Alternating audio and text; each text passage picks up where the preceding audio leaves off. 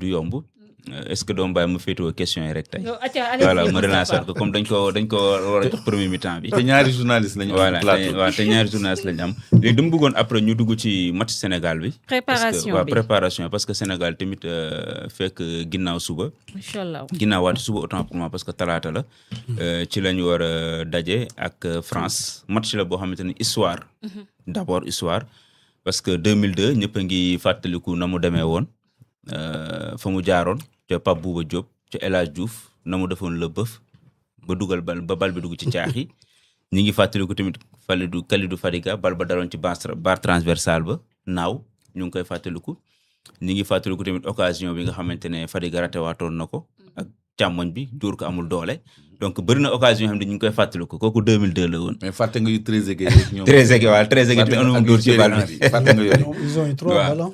Trezeguet ñoom am na ñett yoo xam ne naroon na dugg ci camp yi voilà ñoom tamit amoon nañu occasion yu baax yoo xam ne naroon na ñoo dugal moo tax match bi daf ñuy fàttali lu bëree bëri gone yu juddu 2000 nag ak 2000 da xamuñ ci lu bëri. waaw parce que ñooñu boobu ay tout tànk la ñoom wala juddooguñu woon wala yu ni mel donte am nañ 26 ans. mais dama bëggoon rek Chérif actuellement tey ci information yi ñu mujjee am mooy que ne équipe bi daanaka lépp yemb na Chérif Ndiaye rek moo doon daw à part ñeneen ñëpp ñu ngi woon ci effectif bi ñu ngi doon tàggatu di entraîné wu li leen jaaxaloon rek mooy tàngaay bi parce que ñi ngi nekkoon 36 degrés à l'ombre oui 36 degrés à l'ombre donc tàngoon na lool nag di loo xam ne ñu ngi koy jël en compte parce que match bi am ci jamono jooju lay doon est-ce que du doon loo xamante ne benn facteur bu leen nar a sonal ak wàccaay bi ak yooyu noonu ñu koy jàngatale laata ñu ñëw ci match bi.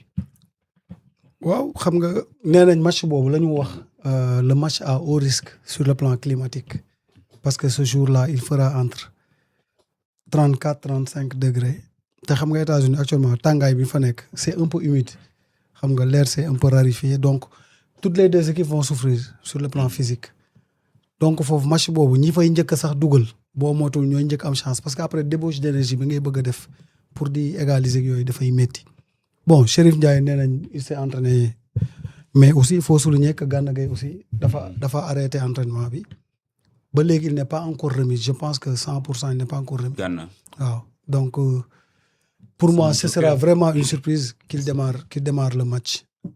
c'est un joker au bout du terrain bi.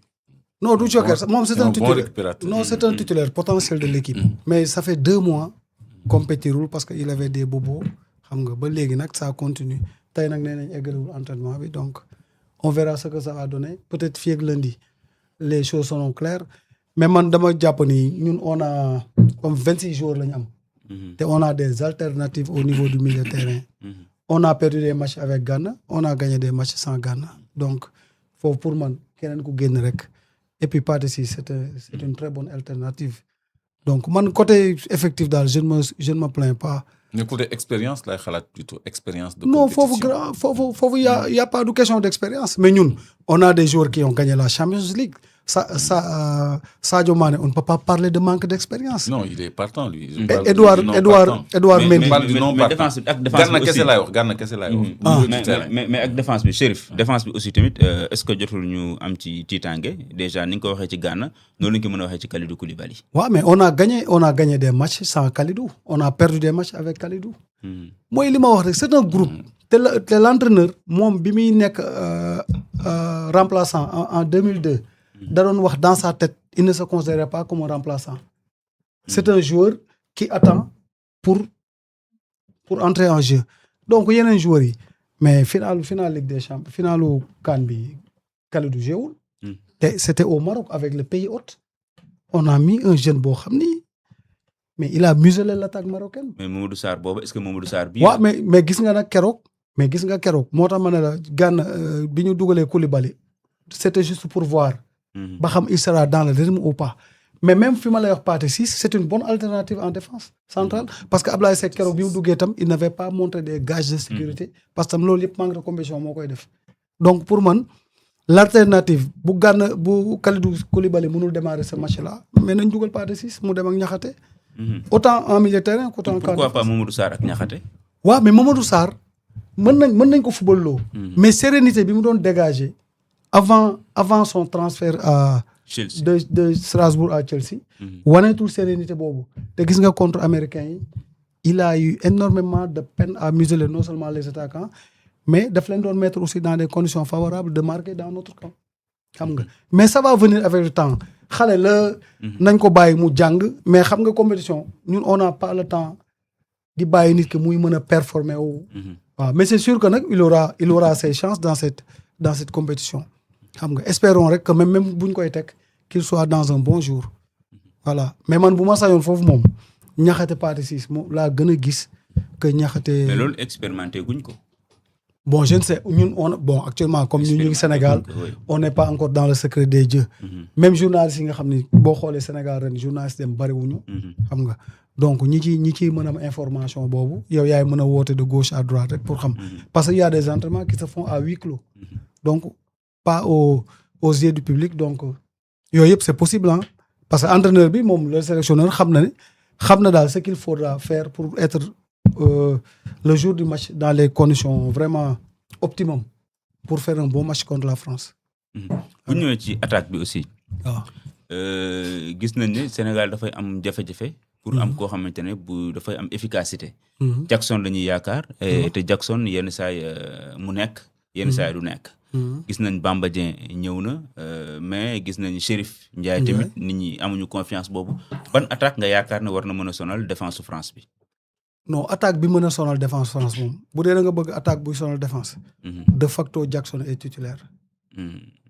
xam nga parce que c'est le seul joueur qui est capable de faire des contre-efforts. dafay daw def pressing haut du la bàyyi tant que bal bi dellu suñu zone xam nga il est capable de répéter les efforts. mais Ibrahima Mbaye du def noonu. si mais xam nga une waaw force de pénétration boo xam ni. loolu man Ibrahima Mbaye tey même buñ ko defee titulaire. je serais content parce que ce sont des joueurs explosifs te ñoom gis nga bi ñu duggee keroog deuxième mi-temps la transition était trop rapide. pour la défense saoudienne. dañu dugg à 10 on a eu 3 occasions de scorer. xam nga donc ñoom dama ne ñoom ñëpp yàgg naa ko wax ci plateau bi. dama leen wax ñoom ñëpp actuellement il respire sur le dos de Ismaïla Sarr. Parce que c'est le cadre qui est actuellement qui est le plus en danger. Parce que s'il rate ces matchs 1 ou 2 matchs booy yi ñëw ci ginnaaw muy Ibrahima Mbaye muy Assane Diao. quand ils vont saisir leur chance ce sera très difficile pour lui. Bien que ces derniers matchs c'est le meilleur attaquant du Sénégal. wane na ko en Conférence League wane na ko en Première Ligue wane na ko même aussi en équipe nationale. donc pour ñëw ci sa question bu dee attaque buy sonal défense la. Jackson est le bon profil. mais ñun ce dont on a besoin c'est des attaquants qui marquent. qui sont adroits dans les buts. te gis nga Coupe d'Afrique bi ñu dem le meilleur buteur était un milieu de terrain muy Pape Gueye. donc c'est une.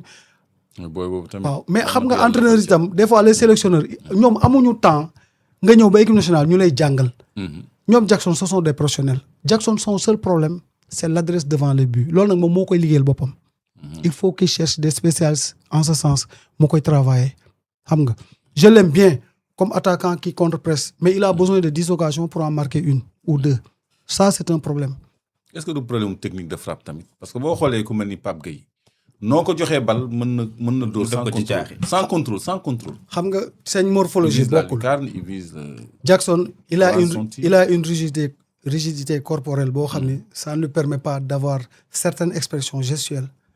mais Pape Gueye souplesse su cheville am. c'est sa souplesse de cheville qui lui permet ça. loolu mooy technique de frappe nag. waaw mais loolu xam nga loolu déjà am na ñoo xam ne naturellement dañ koy am ñoo xam dañ koy liggéey waaw am ñoo xam dañ koy liggéey. mais Jackson yaram ni mu bindoo boo ko xoolee ni mu bindoo il est un peu rigide. ba du mën a def yenn gestuels yi. il est différent d'un Sadio Mané nga xam dafay moom yaramam. il est différent de Ibrahima Mbaye bu moom yaramam il est différent d'un Assane Diao. loolu morphologie la comme Chérif Ndiaye rek Chérif Ndiaye c'est l'attaquant le plus grand de l'équipe. mais li Charles di wax il est toujours en conflit avec le ballon avec ses pieds.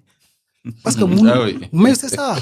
xam nga ça c'est grave waaw donc moom gis nga keroog le contenu. oui donc le contenu qu'il a fait contre l'Arabie Saoudite montre que tey il n'est plus le deuxième choix de Pape Thiaw. léegi nag autant laisser Bamba Dieng après ñu koy indi comme deuxième remplaçant parce que moom am na vécu. il a joué une Coupe d'Afrique il est champion d'Afrique. xam nga il a été là dans les moments difficiles. donc comme indi nañ ko tam nañ ko jox chance am. xam nga mais si on a besoin d'un attaquant qui presse là c'est Jackson mais bu dee nag pour dugal la nañu xool ci xale yi voilà. En tout cas, Ibrahima Mbaye, il est très bon. Oui, il est très bon. bu ñu ñëwee ci digg bi nag léegi ban milieu la ñu war a teg Pape Gueye